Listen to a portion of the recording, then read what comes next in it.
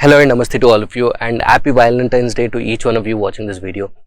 I hope by now most of you would have fallen in love with this prelims phase. If not, then there's nothing like it but to start off from today and fall in love with it again. And the notification is out and there are slightly more than 100 days left for the exam. I think this is the right time to start off for prelims. And in today's video, I'll be discussing about what should be a strategy for the next 100 days, and most importantly, what should be your mindset and what should be your attitude that you should carry forward for this 100 days to make it more effective, and also to understand the process, and which will eventually help you in cracking UPSC Prelims 2023. And before I get into the agenda of today, I want to make certain clarifications, especially with respect to the choice of center. A rumor has been spread and which has created a bit of confusion in the minds of the students. I just want to clarify it. I would strongly say that choice of center would not make a difference. See, nobody knows where the paper goes, what happens, all that. So whatever the theories they come up with is only to create fear in your mind and also create the disturbance in the student's mind. I don't think the choice of center would matter if I have to give my own example here, or my students' example here. In 2021, they were giving it in Delhi, but they chose Bangalore 1 to Chennai. Simply because they were not comfortable with the climate or the food there, so they wanted an home environment where they're more familiar with, and they chose, and they even got within top 100 ranks, all the three of them. So, or even I had to change my center to Bangalore just because one reason was during our times the mains was during the winter, and I was not able to write fast. It was like something was holding on to me. Probably I was not acclimatized to that winter. I was feeling very cold, so all that, because of which I was not able to complete 90. I had to leave 90 marks in one of my optional paper. So that was the reason I chose this. And also, I would say that any place that you are more comfortable with, that is the place that you should be choosing, and not giving it to such theories which do not have any concrete evidence as such. Or if you think that will make a difference, because there are students who have come to me also and who have asked me, sir, will it make a difference? And if you have so much of doubt like that, then all that you can do is choose a center. If say I am from Bangalore or I am from Karnataka, if at all you want to choose any center, then choose something that is close by, probably in Andhra, Telangana, Maharashtra. It can be Mumbai or Vijayawada or Raipur also, for that matter. So whichever you feel is close by, you can go. You can just choose that if that is the case. If at all you still have doubts with respect to the choice of center, but I would like to say that center would not make a difference. Because every year there are students who write who have got interview calls every year from every center, right? Please don't eat to things which you cannot control. What I want to say is to focus on things that you can control. That is your preparation, and let's focus on that in today's video now. So coming to the strategy part, before getting into that, there are 5 golden rules that you need to understand, because I know you would have gone through many strategy videos online, right? Many videos as such, and actually there's a problem of plenty here.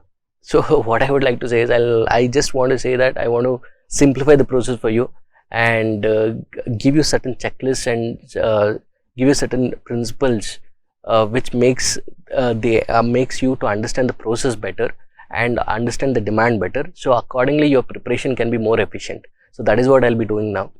See, if you'll be harsh on yourself thinking that okay, you have not utilized the previous months properly or even this month properly, but all that is done. See, it doesn't matter what you have done all these days. Even if you're wasted, if you're not able to give your 100%, all that is fine. But the next 100 days, how efficiently and effectively used matters a lot. That does make a difference. So do give importance to these 100 days, the next 100 days. And coming to the golden rules, so let me give you these rules first, and later we'll get into the planning part, how to whether core or current affairs, which subject should be given more importance, how to solve tests, revision, all that I'll discuss later. So coming to the golden rules, the first rule is the day that you understand that cracking prelims is not only about knowledge, that is the day that you will start doing well in prelims. I would still say 65 to 70% of your success depends on your knowledge, and the remaining 30% depends on your mental frame of mind, your coolness, calmness, and your confidence level, and your attitude that you take forward in the on the day of the exam. All this matters a lot in clearing this prelims exam, right? You also know that even the most intelligent of the lot can answer only around 45, right, 45 to 50, where he or she is 100% sure.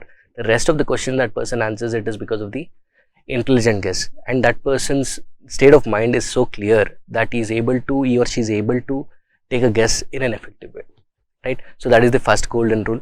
Second is, you cannot complete the syllabus 100%.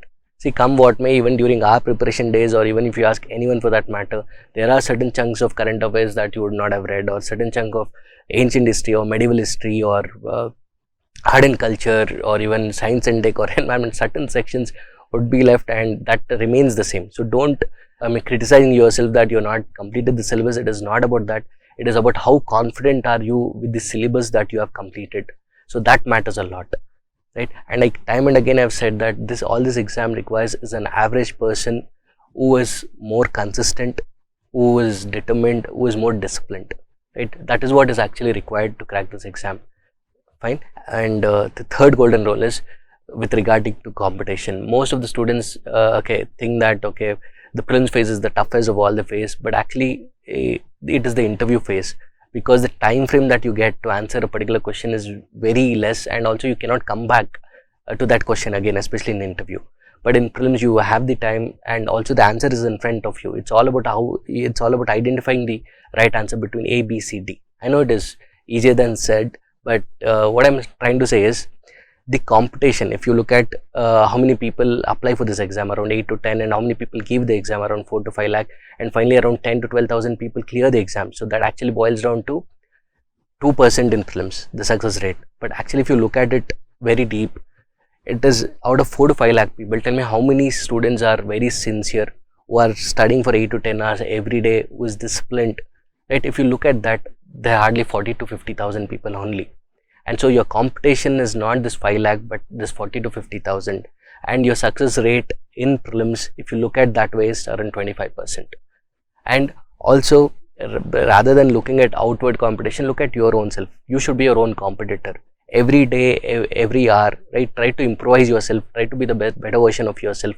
Try to add 10 minutes extra in your preparation every day. So that is the kind of improvement that you should see. If you're getting 40 in any test, make it 45 in the next, then 50.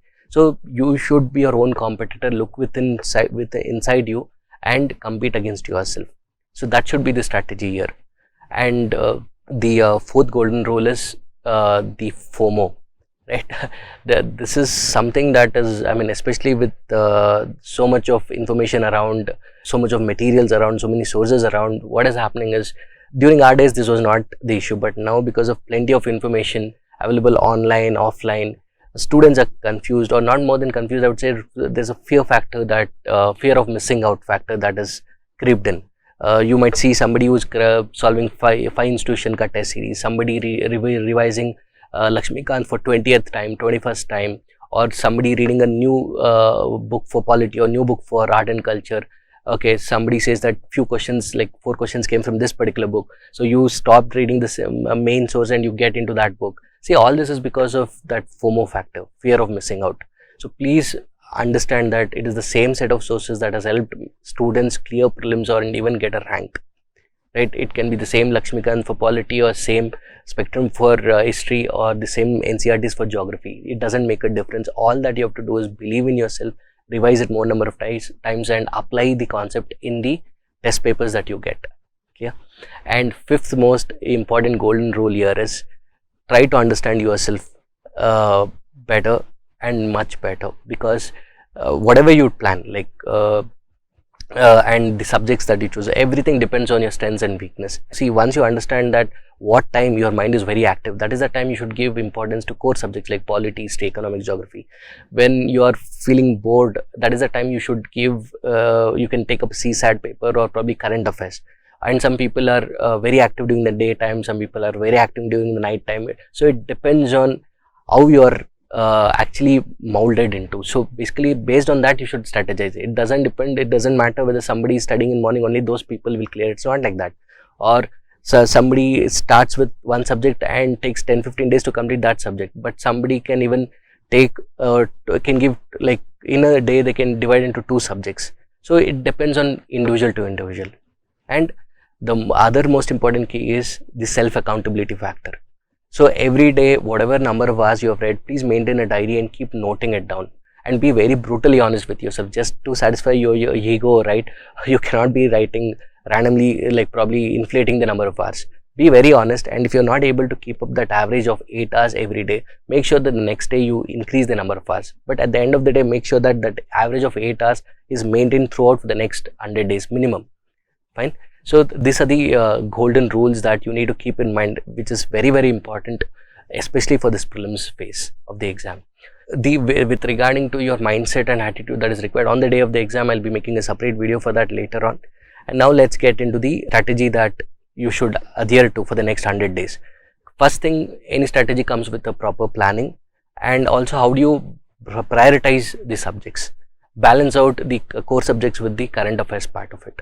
So when you're making a plan, when you look at the last 10-year trend, the core subjects, that is polity, history, especially the modern history, geography and economics, contribute to 45 to 50 questions. That is almost 45 to 50% of your paper in prelims is from the core subjects. So always give priority to this, and remaining 10% is miscellaneous or ancient medieval. I can categorize into that, and the remaining 40% is science and tech, environment and current affairs. This is on an average over the 10 years. So what you have to do is, like polity and economics, if you look at it, at least 23 to 30 questions come every year from this particular topic. So on an average we can take around 24 to 25, right? So when you're planning also, make sure that polity and economics go together. Why? Because polity is a dry subject where more number of revisions are required, and economy is a subject where conceptual understanding, so which is required. So we call it as dry and dynamic subject. And also polity, economic go together. So you can start off with that, and initial month, like say you're in month of Feb, so at least by March end or April first week you should cover the four core subjects. So for initially you can go with polity and economy, later off you can go with geography and history. So if you look at geography and history combined, around 15 to 20 questions every year comes out of it. So on an average, as I said, 45 to 50 questions comes out of this core subjects. So emphasis should be given on this, and these are subjects wherein, like say out of 25 in an average in polity economy, you can score up to 20 to 23. And the same applies with geography or history. But the other chunk of 50 questions, sometimes you might not get the same hit ratio as the core subjects for that matter, isn't it? So that is how it should be prioritized. And in the month of April, remaining 25 days or full 30 days that you are left with, you can focus on the art and culture, ancient medieval history for that matter, and the current affairs. Yeah, these are the things that you need to be focusing on. And the other thing is, when you are reading this polity, economy or any of the core subjects, the current affairs also should go in hand, and always try to read it in the reverse order. Say if you're studying from February, study Feb current affairs, then January current affairs, December, so go in that order. And also every time you cover a subject, say in 15 days you cover polity, then you can take a full length test of polity of 100 questions, solve it. So that is a better way to go about with the test as well. So either you can go with one stretch, or you can take two subjects at a time, and in a matter of 25 days or 30 days complete two subjects like that. So it is up to you on that front. And the last month, that is in the month of May, please keep it for revision. So there can be two revisions here. The first 20 days you can give 3 to 4 days per subject and revise, and the last 1 week also. And always start with, say if you're starting from Monday, start with polity, because the subjects which requires more factual, which requires you to remember a lot of facts, all that is basically, it comes with art and culture, ancient or medieval, which you think that, or which any subject that you think that you have to remember it a lot, then you have to do it at the end. So Monday to Friday, if that is the case, do those subjects in Thursday, Friday or Saturday. So that is how you should plan your things. So yeah, and also you would have covered 3 revisions. Till April is 1, and in the month of May itself there will be 2 revisions. So totally at least there will be 3 revisions before the exam, before prelims exam. So this is with planning and prioritizing the subjects. Then the next thing is with respect to the number of tests to be solved. So there's nothing like a particular number, especially if you're a working professional. If you don't have time, what you can do is at least solve 1 full length test of every subject, like polity 100 questions, geography like that. So that comes up to 5, and then 3 full length mock tests. So that comes up to 8. So at least 8 to 10 tests should be solved, along with the last 10 year previous year question paper is must and should. At least from 2013 till 2020, 22. So you need to go through all this previous year question papers. So this is the basic for any person who is appearing for this exam. If you have time, then increase the number of that full length subject specific tests like polity, geography 100 questions to one more set. So you'll have another 5, that will makes it 10, plus then full length mock test can be 5 to 6. So that makes it 15 to 16. If you still have time, as I said, you solve the full, if you look at IASbaba's test series, we have 53 sectional tests, and then 10 53 tests plus 10 CSAT, total 63. So you can solve all the tests if you have time. So it depends on your time availability and your confidence level as well. So based on that, you can take a call on the choice of the number of tests. More than solving the test here, the analysis after the test is very, very important. Why are you getting an answer wrong? Is it because of lack of clarity in the subject, or is it because of lack of revision, or is it because you're overconfident in that subject and you were not able to read the complete sentences, or you have assumed things, or is it because of wild guess? Just because your seniors said or some toppers said you have to solve at least 90, even though you have stopped at 80, you attempt the next 10 questions without any iota of knowledge on that topic. So these are the 4 criteria on which you make a mistake. Please see, keep a separate notebook wherein you note down the mistakes. Say you get an answer wrong with respect to governor's discretionary power, go to the standard source, make a note of it, so that at the end, if you're not able to cover the entire book, at least make sure you will be able to revise the book that you have maintained here. So that can be the strategy, and analysis of the test becomes very, very important. Why are you getting an answer wrong? So that becomes very important here. Coming to the next one, that is the previous year question papers. See, as I said earlier as well, 2013 till 2022 is a must and should. You have to go through at least last 10 year test papers, because one is because it gives you familiarity. You will get to understand the language that is used in the previous year question papers, and because the same thing gets repeated, and you will be able to understand the trend of the paper. And also there are at least 2-3 questions which gets repeated quite often, or even more than that if you look at it that way. If you look at the options per se, in fact from the option becomes a complete question the next year. So that also keeps happening. So rather than reading it, I would say study the previous year question paper, study the options given in the previous year question paper, which plays a very important role. So there's a lot of advantages when you go through the previous year question paper, and also whatever elimination that you want to try it out, you can try it out in the previous year question paper, and it definitely works. And also it gives you understand the trend, and it gives you a structure on which you should be studying.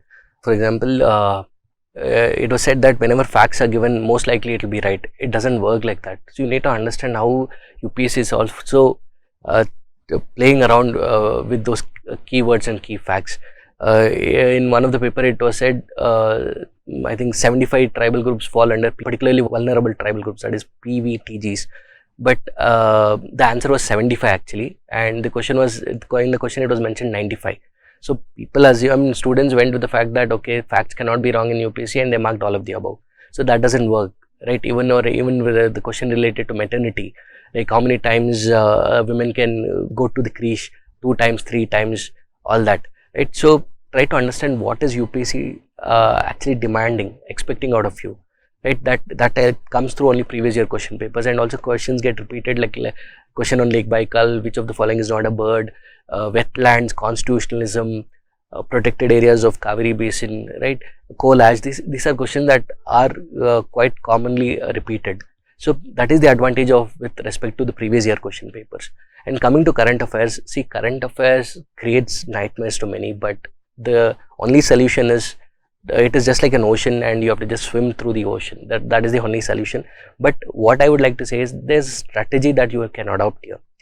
The only strategy here is to revise more number of times, and if you have to revise more number of times, stick to only one single resource, whichever source you feel that you are comfortable with, stick to that, revise more number of times. And also if you look at the previous year question paper of questions from current affairs, they do not go deep, or they do not ask conceptual questions from current affairs. All that they ask is at the surface level and little factual.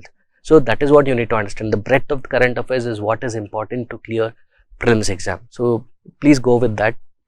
Or any famous famous personalities, or probably people from higher positions like the Prime Minister or the Finance Minister visiting a place. For example, the Prime Minister inaugurated Ramanujan statue, I think last year, the second tallest or longest, and the question was asked on that. And similarly, like if the Finance Minister visits a particular country, especially in international relations, that place becomes of quite importance. You need to know the surrounding places, the water bodies, the surrounding countries, all that. So that is how we have to do. And you could have understood the importance of atlas. Even in last year there were around 5 to 6 questions from math also. So whenever you're reading current affairs or IR, keep an atlas always with you, right? Even when you're getting bored, just open an old world map or Indian map or any country that is in news. Please open that and look into that map, right? So that plays an important role.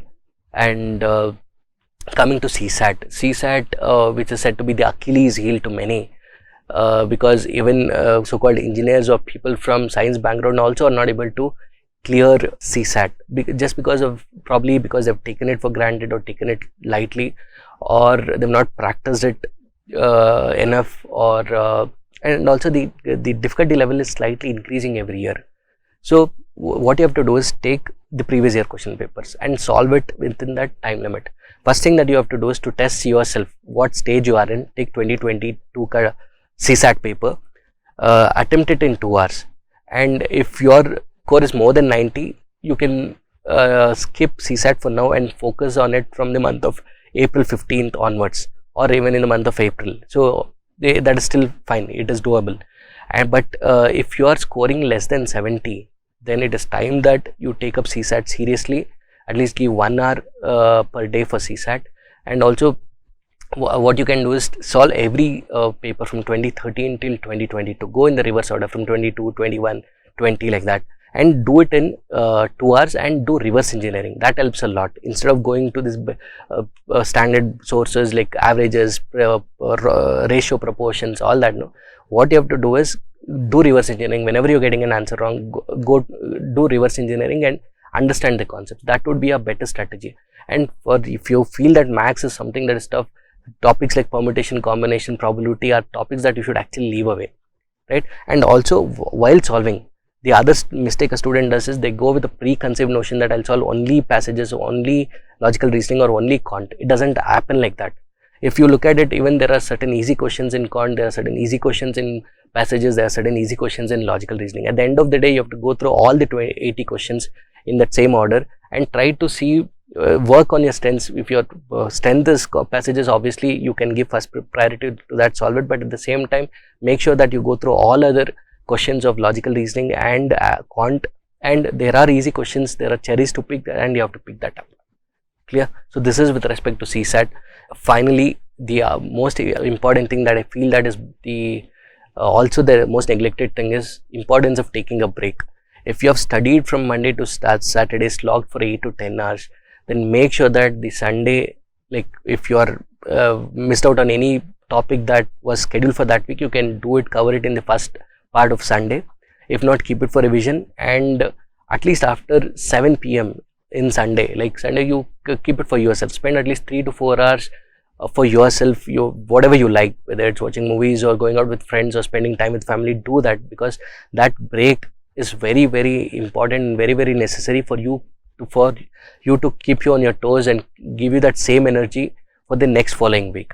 Or else it is very difficult to sustain this journey. This is not a marathon. I mean, this is not a 100-meter sprint race. It is a marathon where stamina is important, and that comes only with adequate breaks. Not only that weekly break, but also even between the time slots that you allocate. Say you are reading for 1.5 to 2 hours per time slot. Give a break of 10 to 15 minutes before you go get into the next slot. That is very important. That hourly that slot-wise break, and even that weekly breaks, which is very, very important for you to sustain, and it will also make sure that you don't get saturated. Please keep this in mind.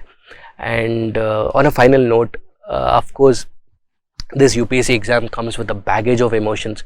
Sometimes you feel very frustrating to read or saturated to read.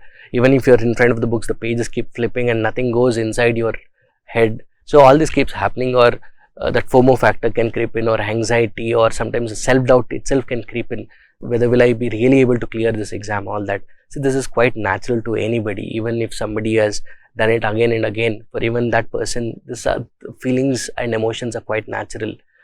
All that you have to do is keep your hand on your heart and say all is well, and things will fall in place. Because apart from knowledge, this exam is not only about knowledge alone, but also the other part of it, your attitude and mindset, your confidence level, which does make a difference. Keep that in mind. And as Tony says, take one match at a time. Here, take one day at a time, right? Divide it into hourly targets, daily targets, and that is what will actually make you win the race.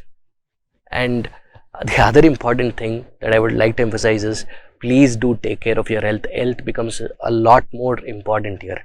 Only if you are healthy, you can do really well, or else everything gets compromised, from your mind's grasping power to the confidence level, the calmness, everything gets derailed if your health is not taken care.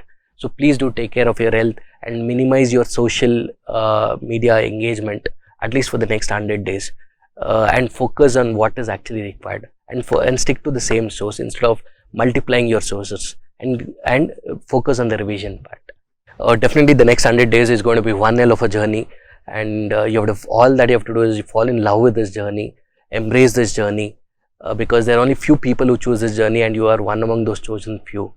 So definitely at the end of this journey, you are going to be a better version of yourself, and that I can vouch for it. As Jack Ma, the founder of Alibaba, said, today is going to be harsh, tomorrow is going to be harsher, and day after tomorrow is definitely going to be beautiful. And I wish those beautiful days would come in your life, and provided that you will give that honest and sincere effort, and self accountability does matter here. And if you are consistent in your efforts, nobody can snatch those beautiful days from you, isn't it? And thank you and all the best.